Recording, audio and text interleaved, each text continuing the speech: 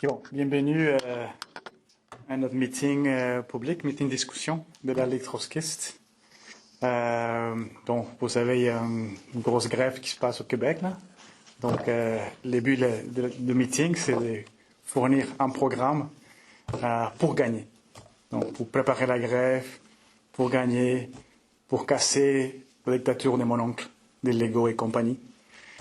Nous aurons une présentation par Charles, rédacteur en chef de République ouvrière, notre journal au Québec.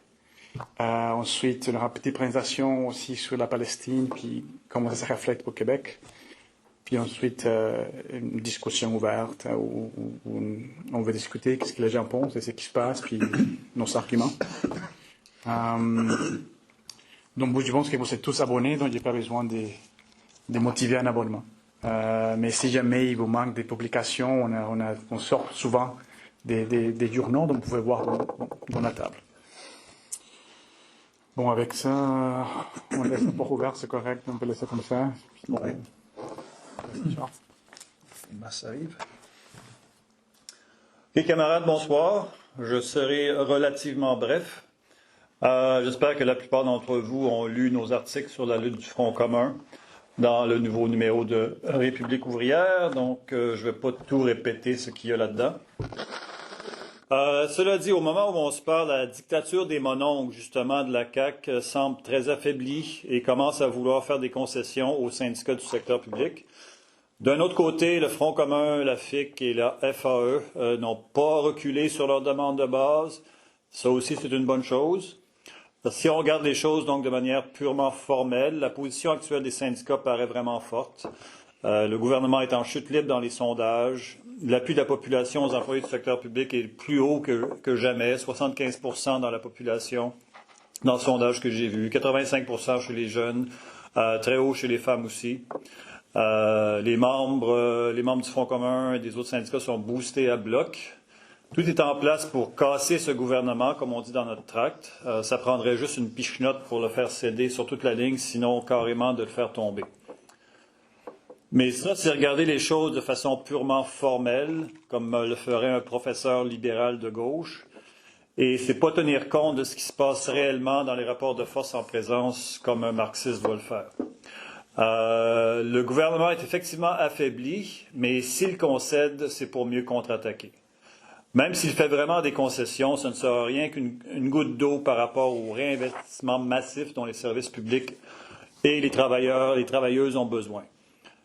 Et dès qu'il reprendra un peu de momentum, le gouvernement aura tous les conseils du patronat, les chambres de commerce derrière lui qui vont le pousser à adopter la ligne dure. Dans le cas d'une grève générale illimitée, ça va vouloir prendre la forme, ça va certainement prendre la forme d'une loi de retour au travail. Mais est-ce que le Front commun et les autres syndicats sont prêts pour cette bataille? La réponse, pour nous, c'est évidemment non.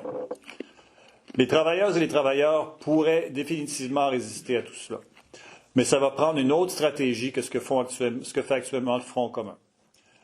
La réalité, c'est qu'au rythme où vont les choses, les syndicats se dirigent encore une fois droit vers un compromis pourri ou une autre défaite.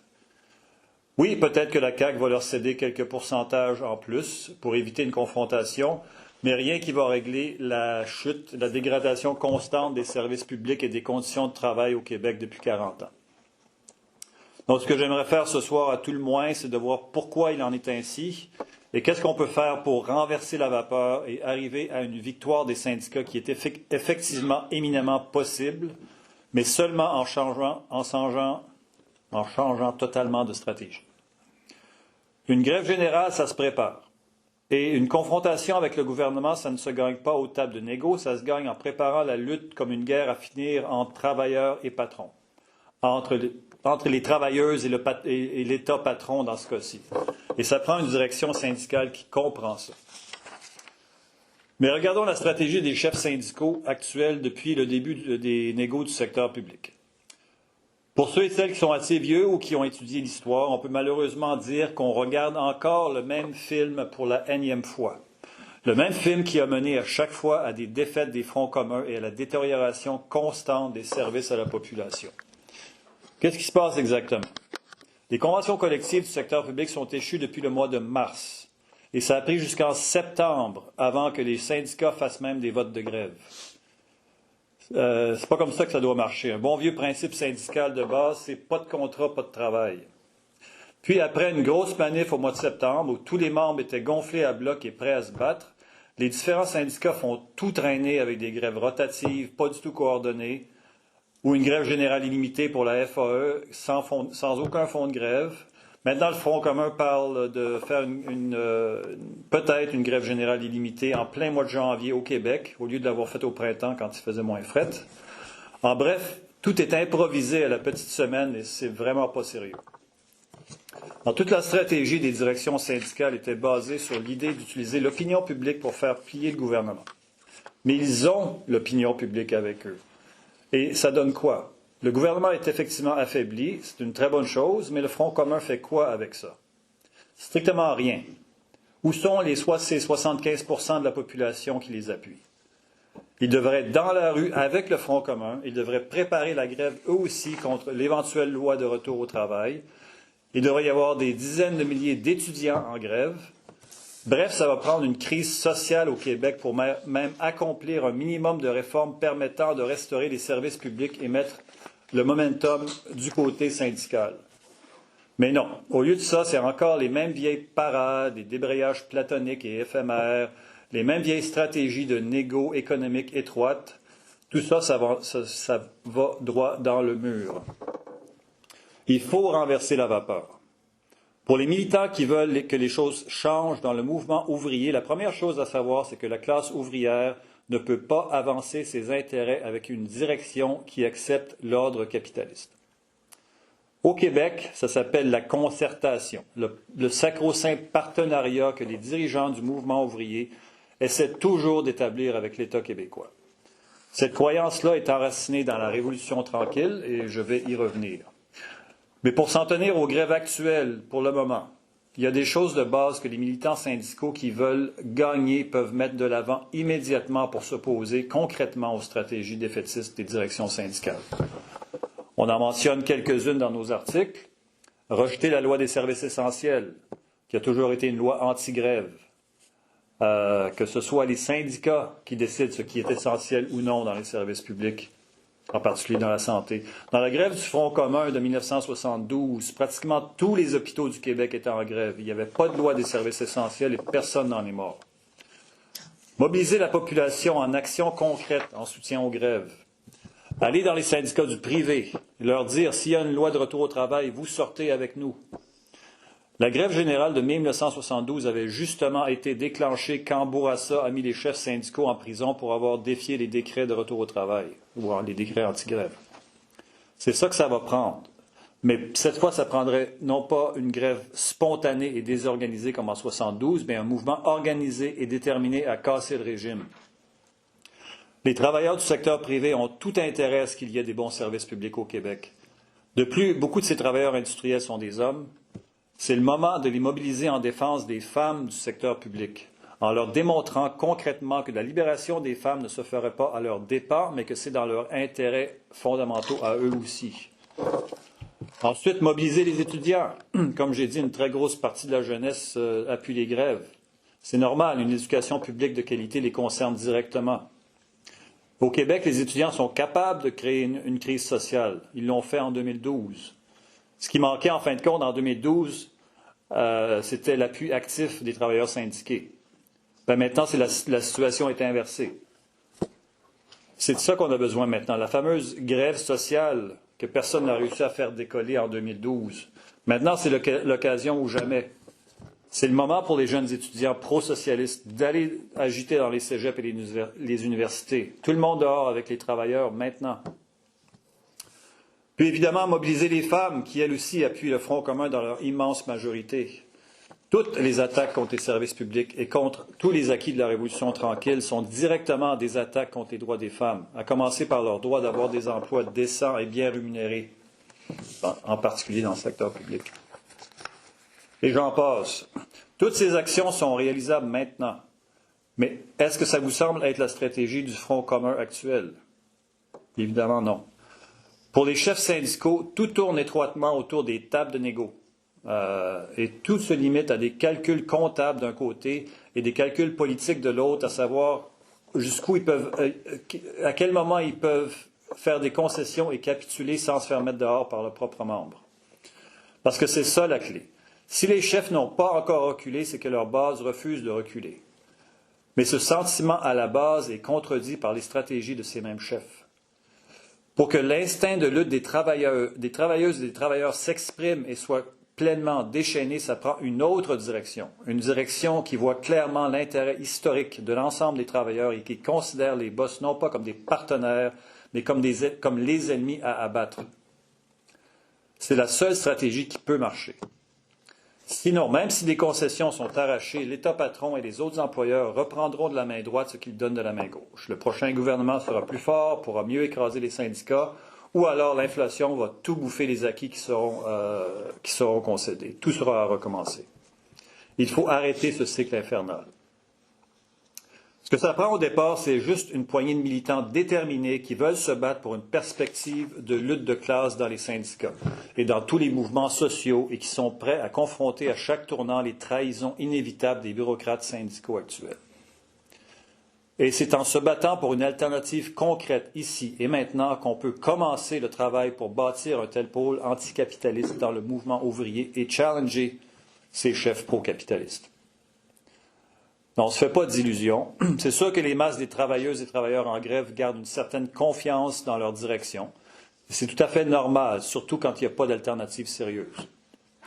Notre expérience dans les manifs, plusieurs d'entre vous nous ont aidés là-dedans. Notre expérience dans les manifs et sur les lignes de piquetage depuis une couple de mois était assez claire. Il y a une petite minorité qui se disent tout à fait d'accord avec nous. Il y a une petite minorité qui défendent mordicus les stratégies des bureaucrates. Et il y a une grosse masse entre les deux qui sont incertains de la stratégie à suivre, qui se posent des questions, mais qui ne sont pas prêts à tout remettre en question, les stratégies de leurs chefs syndicaux. Mais c'est en se battant de façon déterminée qu'un petit noyau de militants peut gagner cette masse et leur exposer les trahisons constantes des chefs syndicaux et le besoin d'une direction socialiste du mouvement ouvrier. Il n'y a pas d'autre moyen. En d'autres mots, ce n'est pas juste en prônant le socialisme dans l'abstrait qu'on va gagner les travailleurs à une perspective révolutionnaire, mais en démontrant que les socialistes sont les seuls capables de faire avancer les luttes actuelles dans l'intérêt de l'ensemble de la classe ouvrière et des opprimés. Et c'est bien ça le problème avec la petite gauche au Québec, et d'ailleurs dans le reste du monde, à l'heure actuelle. Si vous lisez les journaux de la riposte socialiste ou d'alternative socialiste ou autres, on est tous d'accord que le socialisme est la solution finale, et que c'est la lutte de classe qui fait avancer la société. Mais on fait quoi avec ça? Juste proclamer le socialisme dans un avenir qui chante et encourager la combativité syndicale sans confronter les obstacles qui tiennent le mouvement ouvrier, qui freinent le mouvement ouvrier, c'est-à-dire les chefs syndicaux actuels, c'est parler dans le vide et en fin de compte aider ces chefs à rester en place. Je vais revenir sur nos différences avec le reste de la gauche, mais d'emblée, il faut être clair, il n'y aura aucune avancée sérieuse du mouvement ouvrier et donc aucune perspective d'arriver au socialisme si on ne construit pas maintenant une opposition révolutionnaire au sein des syndicats. Et aussi dans les mouvements pour la libération des femmes, des immigrants, des autochtones, des LGBT, si on ne construit pas un mouvement anti-impérialiste pour la libération nationale du Québec et des autres peuples opprimés. Orlando va parler de la Palestine tout à l'heure, c'est important aussi, toutes ces luttes sont liées. Sans une telle perspective concrète, je vous garantis que tout va continuer à reculer au Québec, sauf les profits des multinationales et de la poignée de capitalistes québécois qui se tiennent derrière Legault et son nationalisme identitaire et fédéraliste et son paternalisme antisyndical. Alors que la gauche va continuer de parler, de parader pour le socialisme du futur sans que ça n'affecte rien ni personne.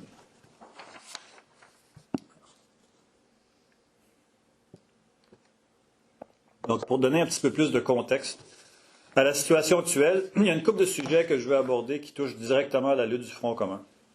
Je ne m'attarderai pas trop sur la situation mondiale, mais c'est évidemment un facteur primordial. J'encourage tous ceux qui ne l'ont pas fait à lire attentivement le dernier numéro de notre journal international Spartaciste, qui parle de la crise mondiale actuelle dans le contexte du déclin de l'impérialisme américain et des tâches des révolutionnaires dans le monde. Tout ce dont je parle ce soir est directement inspiré de ces documents primordiaux. Mais le point fondamental à comprendre, c'est que la crise mondiale actuelle ne va que continuer d'amplifier les attaques contre la classe ouvrière partout dans le monde et que ça va prendre une direction révolutionnaire internationale pour commencer à renverser la vapeur.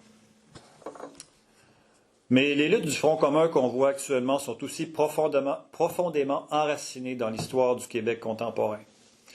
Tout est lié fondamentalement aux luttes de la Révolution tranquille, à ses victoires, à ses défaites et au déclin des acquis pour la population, pour les femmes et pour les travailleurs du Québec depuis cette période. Donc, je vais en parler un petit peu. Évidemment, tout le monde a son interprétation de la Révolution tranquille.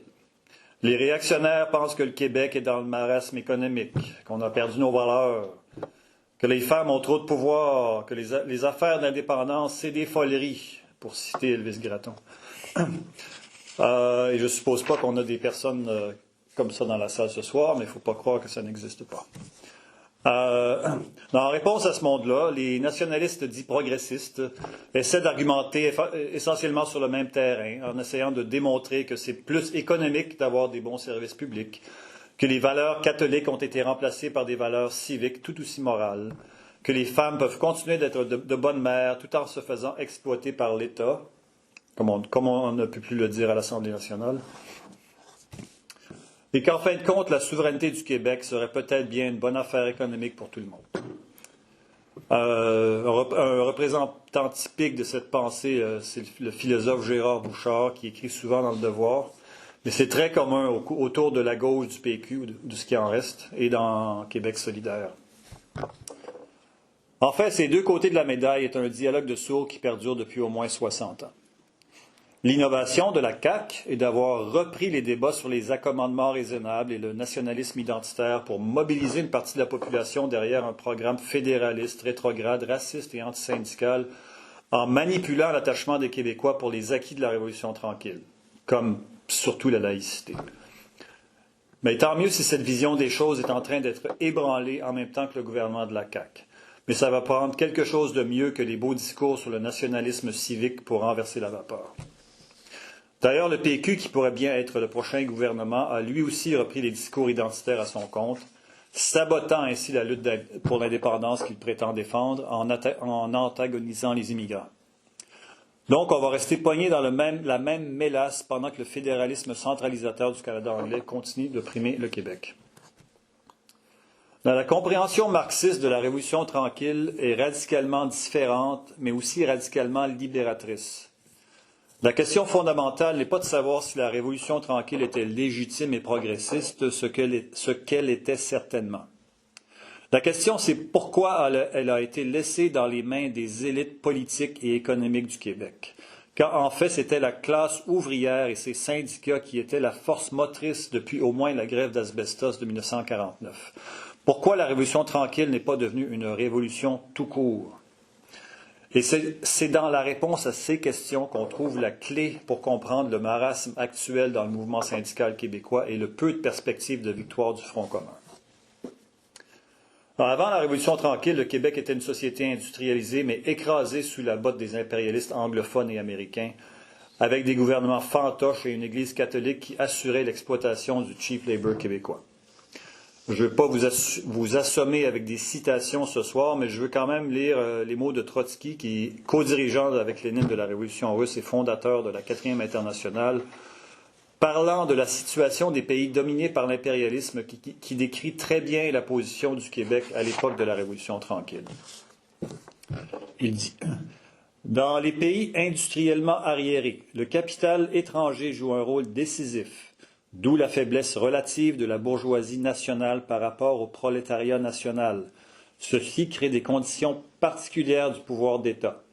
Le gouvernement louvoie entre le capital étranger et le capital indigène, entre la faible bourgeoisie nationale et le prolétariat relativement puissant.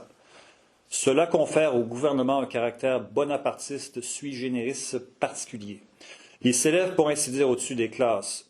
En réalité, il peut gouverner soit en se faisant l'instrument du capital étranger et en maintenant le prolétariat dans les chaînes d'une dictature policière, soit en manœuvrant avec le prolétariat et en allant même jusqu'à lui faire des concessions et conquérir ainsi la possibilité de jouir d'une certaine liberté à l'égard des capitalistes étrangers. » Fin de la citation. C'est effectivement ce qui s'est passé avec la Révolution tranquille. Le régime de Duplessis étant devenu une menace pour la stabilité sociale, Jean Lesage, René Lévesque, tous les autres se sont appuyés sur le puissant mouvement ouvrier québécois pour arracher des concessions aux capitalistes anglophones et moderniser le Québec. Nationalisation de l'électricité, réforme en éducation, en santé, laïcisation, et plus d'autonomie et même une recherche de souveraineté face à Ottawa. Tout cela correspondait aussi aux intérêts historiques de la classe ouvrière au Québec. Mais le problème, c'est justement que ce sont ces élites du Parti libéral et du Parti québécois qui sont restées à la tête de ces luttes de libération nationale et sociale. Le résultat était inévitable. Tout en mettant en place la modernisation qui était dans l'intérêt de ces élites, elle freinait et réprimait le mouvement ouvrier dont les intérêts étaient de pousser ces réformes jusqu'au bout et de véritablement libérer le Québec nationalement et socialement. L'indépendance et le socialisme étaient ce pourquoi les travailleurs se battaient objectivement. Mais ils n'ont jamais su prendre la direction du mouvement. Résultat, tout recule depuis. Non, le PQ a joué un rôle central dans cette trahison. Après la défaite du référendum de 1980, tout comme après celui de 1995 d'ailleurs, ce parti soi-disant qui avait un préjugé favorable aux travailleurs s'est retourné à chaque fois pour casser les syndicats du secteur public. Mais cette trahison est surtout celle des bureaucraties syndicales qui avaient appuyé le PQ et réprimé tout mouvement indépendant pour une politique révolutionnaire à l'intérieur des syndicats. Et ce sont leurs descendants actuels qui dirigent le Front commun et qui le mènent encore une fois à la défaite. Ce qu'il fallait durant la Révolution tranquille et ce qu'il faut encore aujourd'hui, c'est un pôle révolutionnaire qui arrache ou qui se bat pour arracher la direction de la lutte de libération nationale des mains des élites bourgeoises et qui met le parti de la classe ouvrière à la tête de la lutte non seulement pour l'indépendance du Québec, mais pour la libération de tous les opprimés, des femmes, des minorités, des autochtones, etc. C'est cette alternative qui manquait dans la Révolution tranquille. La gauche de l'époque n'a pas été à la hauteur. Soit elle soutenait ouvertement les partis capitalistes, soit elle suivait les bureaucraties syndicales nationalistes traîtres, soit elle se tirait dans le pied en niant le caractère progressiste de la lutte de libération nationale, comme le faisaient les maoïstes. Et la gauche actuelle fait essentiellement les mêmes choses, dans un contexte un peu différent, mais je reviendrai tout à l'heure. Les 40 dernières années de marasme des luttes syndicales, tout comme le découragement général par rapport à la libération nationale du Québec, ne découle de rien d'autre que de ces trahisons. Pour renverser la vapeur dans les grèves actuelles, on peut donc voir que ça va prendre plus qu'un autre 2% d'augmentation de salaire ou une coupe d'aide à la classe de plus dans quelques écoles. Ça va prendre une lutte intransigeante pour briser tous ces obstacles à la libération des travailleurs du Québec et alliés dans une alliance avec leurs frères et sœurs du reste du Canada, du reste du monde. En bref, la lutte du Front commun, tout comme la lutte de libération nationale et sociale en général, ont besoin d'une direction révolutionnaire.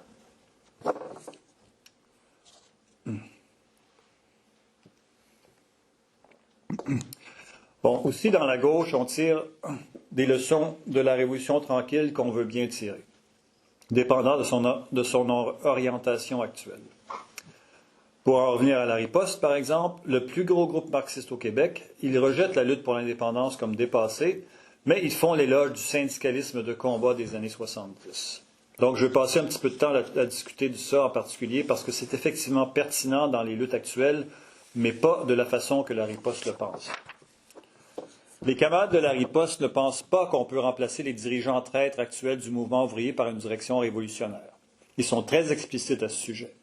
Dans leur document, il y a 2 documents qui s'appellent Perspective 2023 de la riposte socialiste. Dans le premier, ils écrivent, citation, « Notre rôle le plus important est d'aider les travailleurs et les jeunes à commencer par leur couche la plus avancée, à tirer les conclusions nécessaires de leur expérience et de leur montrer dans la pratique la supériorité des idées marxistes. » Bien.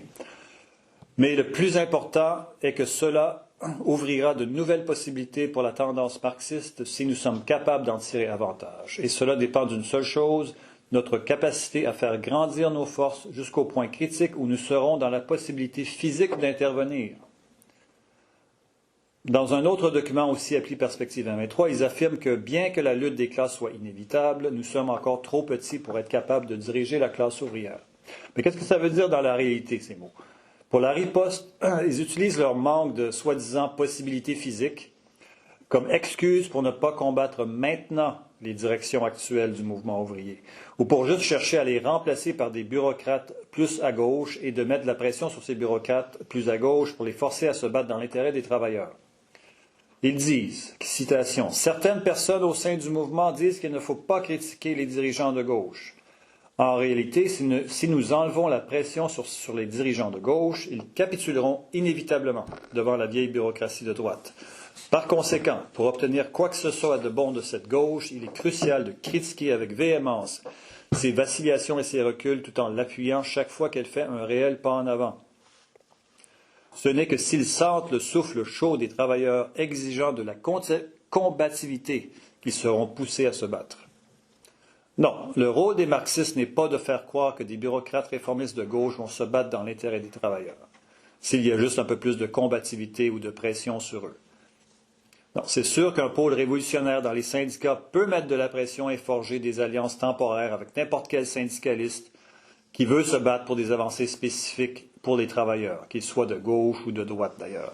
Mais la précondition à cela est de toujours maintenir sa bannière révolutionnaire et d'être très clair avec les travailleurs que ses dirigeants vont les trahir tôt ou tard et de forger tout de suite l'alternative révolutionnaire pour les remplacer. Parce qu'en fin de compte, c'est une question de programme. Est-ce qu'un dirigeant syndical se bat dans l'intérêt historique de la classe ouvrière contre les patrons, ou est-ce qu'il cherche des solutions durables sous le capitalisme, ce que font tous les réformistes de gauche comme de droite, et ce que soutient effectivement dans les faits la riposte et les autres groupes similaires.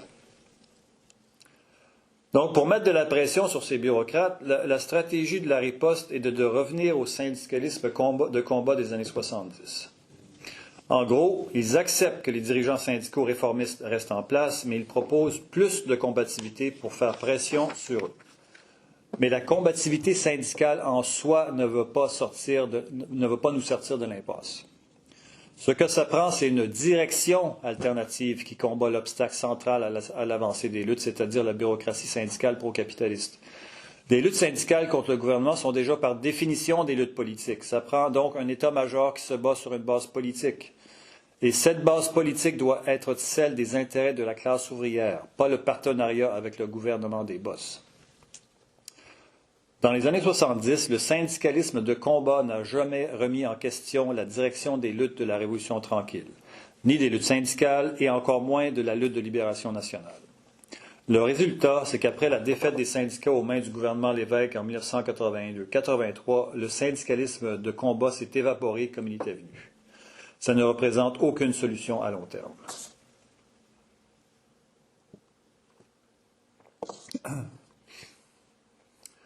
Donc, le gouvernement de la CAQ est en chute libre.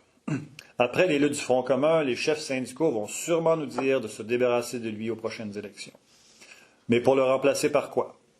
On a vu comment le PQ manipule la classe ouvrière pour mieux manœuvrer face au fédéral, mais qu'il l'écrase quand il n'a plus besoin d'elle. De plus, comme je l'ai dit, le nationalisme identitaire que le PQ partage avec la CAQ ne fait que diviser les travailleurs québécois de souche avec ses frères et sœurs immigrants, ce qui revient à saboter la lutte pour l'indépendance nationale du Québec aussi. On ne gagnera pas la libération nationale sans le soutien actif de cette population et de ces minorités qui a aussi un intérêt vital à combattre contre l'impérialisme américain et canadien. Ce n'est pas en leur crachant dessus qu'on va y arriver.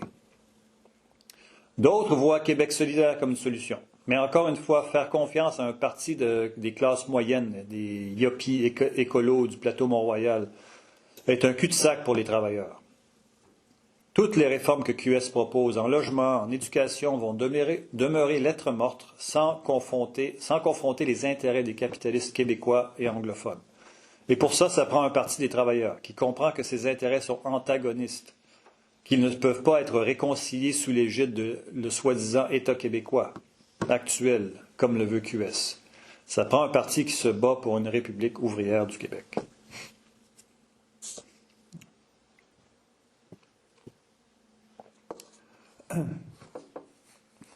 Ce qui me mène à l'autre demande importante que nous soumettons dans le numéro actuel de République ouvrière, la formation d'un parti des travailleurs.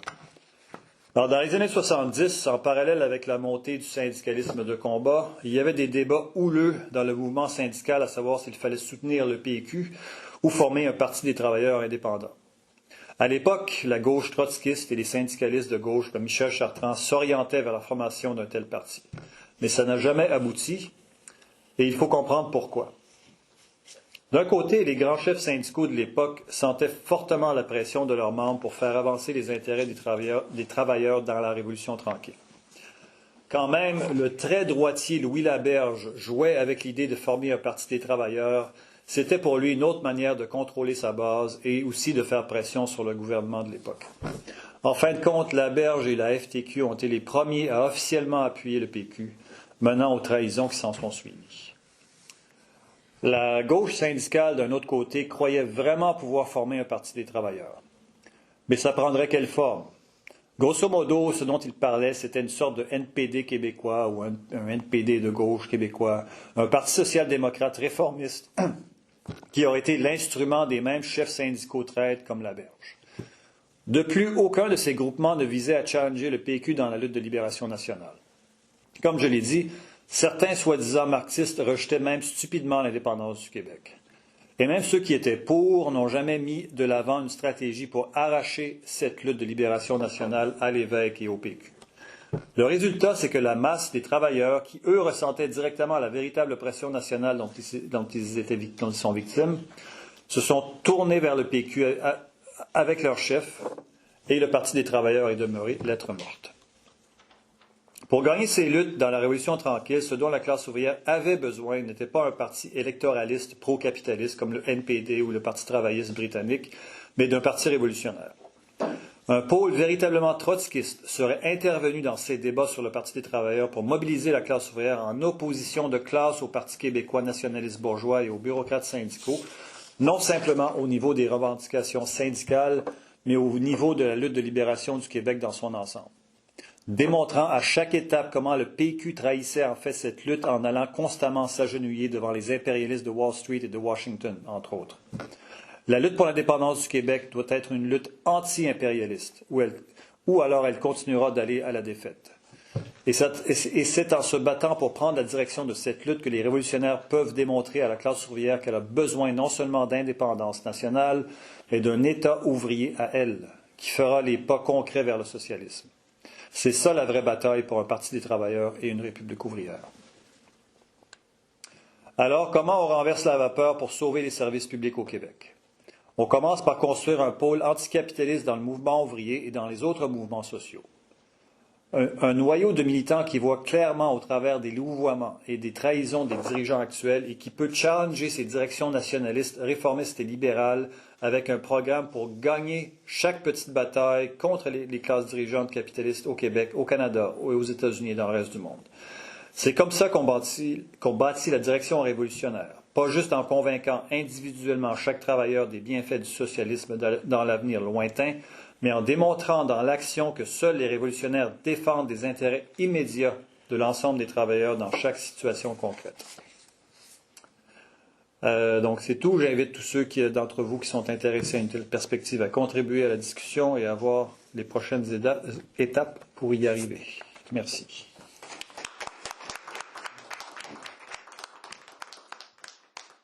Bon, merci Charles. Avant de passer à la discussion, je voulais juste prendre quelques minutes pour aborder notre sujet qui est aussi important aujourd'hui. On le voit tout le temps. Mais comment ça se reflète les massacres à Gaza par l'État sioniste contre les Palestiniens ici au Québec. Donc, si vous avez vu les nouvelles, il y a une campagne raciste contre les manifestants pro-Palestine. Il y a quelques semaines ou 2 semaines, même juste mettant des affiches qui dénonçaient les massacres à Gaza. Il s'est fait attaquer comme des gens qui mettaient la haine contre les Juifs ou l'antisémitisme. Il y a des gens qui ont perdu leur travail, puis toute une répression.